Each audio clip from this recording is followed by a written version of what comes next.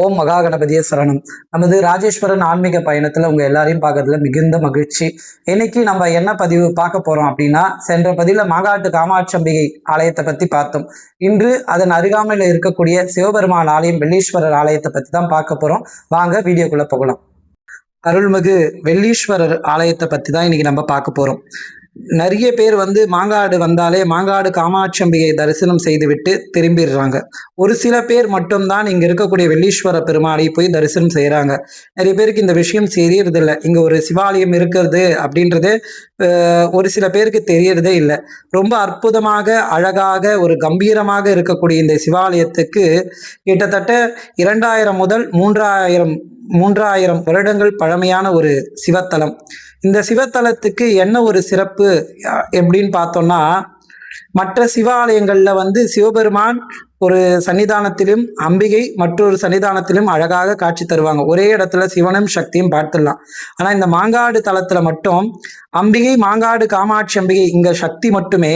அதுல இருந்து ஒரு 500 மீட்டர் தொலைவுல போய் பார்த்தா நல்ல ஒரு கம்பீரமான ஒரு ஆலயமாகவும் எம்பெருமான் வெள்ளீஸ்வரன் என்றும் திருநாமத்திலும் ஒரு அங்க இருக்கக்கூடிய லிங்க திருமேனி ஒரு பிரம்மாண்டமான ஒரு திருமேனி. இறைவன் முன் போய் நம்ம நின்னான்னா அவ்வளோ ஒரு அற்புதமான ஒரு திருமேனியோடு காட்சி தரக்கூடியவர் அந்த எம்பெருமான். இந்த ஆலயத்தை பத்தி நம்ம பேசணும்னா, இறைவனுடைய வரலாறுகள் ஒன்றல்ல இரண்டல்ல, அதி அற்புதமாக மிக ஒரு பழமையான ஒரு ஆலயம். நம்ம நவகிரகத்துல சுக்கிர பகவான் வழிபாடு செய்த தலமாகவும் சுக்கிர பரிகார ஸ்தலமாகவும் விளங்கக்கூடியது இந்த ஆலயம்.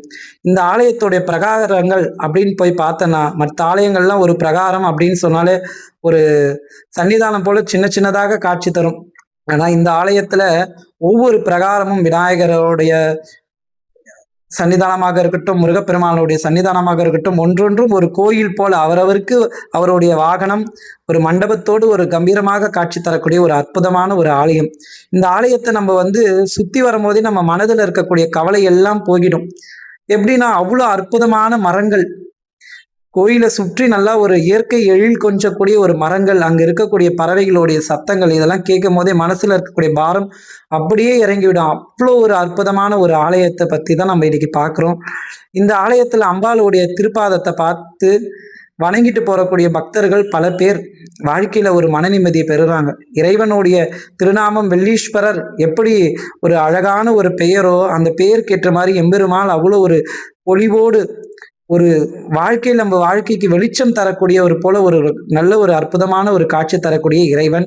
இந்த ஆலயத்தை நம்ம சுற்றி வர வழியில பார்த்தோன்னா, காசி விஸ்வநாதர் விசாலாட்சி அம்பிகை சன்னதி, விநாயக பெருமான் சன்னதி, வீரபத்திரருடைய சன்னதி, வள்ளி தேவ சேனாதிபதி சுப்பிரமணிய சுவாமி சன்னதி, அதன் பிறகாக சண்டிகேஸ்வரர், காலசங்காரமூர்த்தி பாலாம்பிகை சன்னதி, நவகிரக சந்நிதிகள் மற்றும் இறைவன் சிவலிங்கம் ஒரு தியான லிங்கத்துல இருக்கக்கூடியது போல ஒரு இறைவன் ஒரு அற்புதமாக காட்சி தரக்கூடியவர்.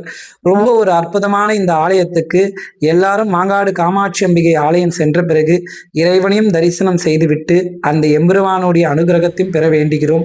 ஓம் நம சிவாய. சிவாய நமக. அடுத்ததாக மாங்காடு காமாட்சி அம்பிகை ஆலயம் அப்படின்னு சொன்னாலே ரொம்ப சிறப்பு வாய்ந்த ஆலயம். அதுல வெள்ளீஸ்வரர் ஆலயத்தை பத்தி நம்ம பார்த்தோம். இப்போது இறைவன் வைகுண்ட பெருமாளுடைய ஆலயத்தை பத்தி நம்ம பார்க்க போறோம்.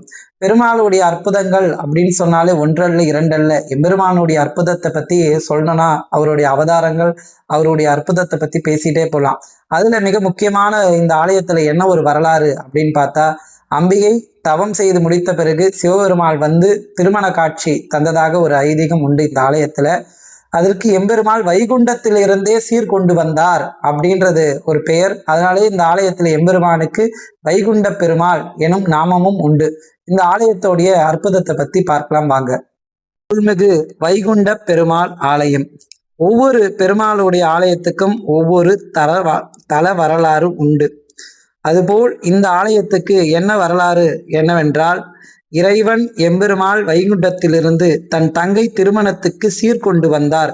அருள்மிகு காமாட்சி அம்பிகை தவம் முடித்த பிறகு சிவபெருமாள் திருமண காட்சி தந்ததாக, இந்த இடத்தில் திருமணம் நடந்ததாகவும் ஒரு வரலாறு உண்டு. அதி அற்புதமான இந்த வரலாற்றில எம்பெருமாள் என்ன செய்கிறாள், தன் தங்கைக்கு அன்னை காமாட்சிக்கு வைகுண்டத்திலிருந்தே சீர்கொண்டு வந்ததாக ஒரு வரலாறு உண்டு. அதனால் வைகுண்ட பெருமாள் எனும் நாமமும் எம்பெருமானுக்கு உண்டு. இந்த அற்புதமான இந்த ஆலயத்துல எம்பெருமானை போய் நம்ம பார்க்கும்போது கண்ணுக்கு அவ்வளவு ஒரு குளிர்ச்சி தரக்கூடிய ஒரு அற்புதமான திருமேனி காட்சி. அமர்ந்த கோலத்தில ஸ்ரீதேவி பூதேவி சமேதராக அமர்ந்த கோலத்தில வலது காலை மடித்து இடது காலை தொங்கவிட்டு மற்றொரு கரத்தை கீழ் நோக்கி மற்றும் இடது கையை மடக்கியபடி மோதிரத்தோடு மடக்கியிருப்பாரு அப்படின்லாம் இந்த வரலாறு உண்டு. அதி அற்புதமான இந்த ஆலயத்துல ரொம்ப ஒரு நம்ம மாங்காடு மெயின் ரோட்ல பார்த்தாலே இந்த ஆலயம் நல்ல ஒரு அழகாக தெரியும். மாங்காடு டு குமரன்சாவடி செல்லக்கூடிய வழியில ரொம்ப 5 அடுக்கு நிலையில இருக்கக்கூடிய ராஜகோபுரம், கம்பீரமான ராஜகோபுரம். உள்ள நுழைந்த உடனே ஆலயத்துக்குள் நுழைந்த உடனே ஆஞ்சநேயர் சந்நிதி, தும்பைக்கை ஆழ்வார் என சொல்லக்கூடிய விநாயக பெருமாளுடைய சந்நிதி, பலிபீடம், அதன் பிறகு கோசாலை, அன்னை தாயார் கனகவள்ளி தாயார், மற்றொரு சன்னிதானத்துல அம்பாள் ஆண்டாள் நாச்சியார், அடுத்ததாக சுதர்சன சக்கரத்தாழ்வார், நரசிம்மர் என ரொம்ப ஒரு அழகான இந்த ஆலயத்துல நிச்சயம் மாங்காடு காமாட்சி அம்பிகை ஆலயம் செல்லக்கூடிய பக்தர்கள் இந்த ஆலயத்துக்கும் போய் இறைவனை தரிசனம் செய்யணும்.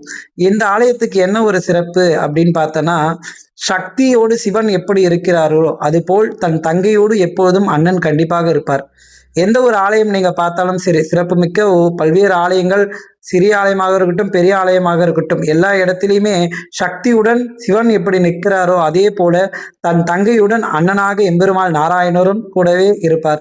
எம்பெருமாள் அதுக்கு ஒரு உதாரணம் சொல்லணும்னா, மதுரையில மீனாட்சி அம்பிகை திருக்கல்யாணம் அப்படின்னு சொன்னாலே அங்க கள்ளழகர் தான் பேசப்படுவார் சித்திரை மாதத்துல.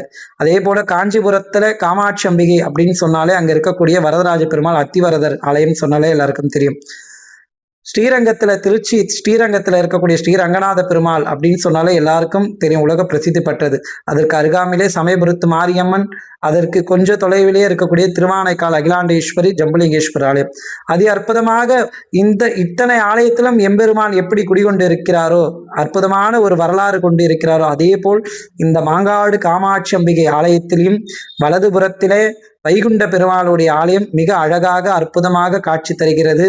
வாய்ப்பு கிடைக்கக்கூடிய மெய்யன்பர்கள் அம்பிகை ஆதிபராசக்தி அம்பிகை தரிசனம் செய்த பிறகு வலது பக்கத்தில் உள்ள அந்த ஆலய சிறிது தூரம் நடந்து போனாலே போதும், அதி அற்புதமான அந்த ஆலயத்தை தரிசனம் செய்து அந்த அம்பிகையின் ஆலயத்திலிருந்து சுமார் ஒரு 500 மீட்டர் தான் இருக்கும், ஒரு தெருவளவு தான் இருக்கும். அதுக்கு நடந்து போனாலே போகலாம், இல்லை வண்டியில போகக்கூடியவங்க வண்டியில கூட போகலாம்.